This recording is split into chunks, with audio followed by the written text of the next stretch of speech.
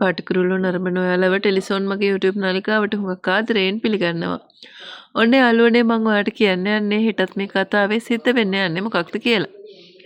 දැන් ඉතින් නුරාන් සල්ලි දීලා ඊට පස්සේ කරන්නේ මාධ්‍යවේදියෝ දෙන්නෙක්ව ගෙන්නලා කෙල්සි බස්සෙන් යවන එකනේ. ඇත්තටම මේ වෙලාවේ නුරාන්ට කරන්න තියෙන්නේ කෙල්සිලව නොන්ඩි කරවන එක. ඒක නිසා තමයි නුරාන් එහෙම කරන්න හදන්නේ. නුරාන් සල්ලි දීලා මාධ්‍යවේදියෝ දෙන්නෙක් යවනවා.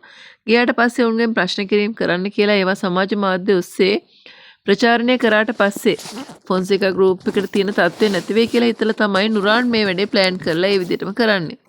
හැබැයි යාළුවනේ මේ වැඩෙන් ෆොන්සේකා ගෲප් එකේ තියෙන නම හානියකටපත් වෙන්නත් ඉඩ කඩ තියෙනවා.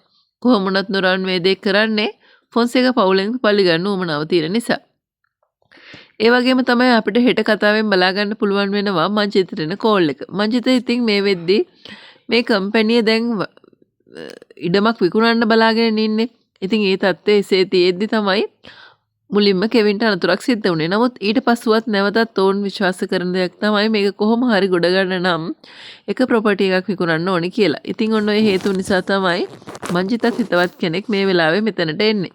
අපි බලාගෙන ඉමු ඉතින් ඒ වෙද්දිවත් මොකක් වෙයිද කියලා. ඒ වගේම තමයි කම්පැනි ප්‍රශ්නයන් විසඳන්න කාට පුළුවන් වේවිද කියලා. ඇත්තට මේ කම්පැනි ප්‍රශ්න නිසාවෙන් කෙවින්ට වගේම නිම්නාවිටත් පොලිසිය යන්නත් සිද්ධ වෙනවා කතාව ඉදිරියේදී.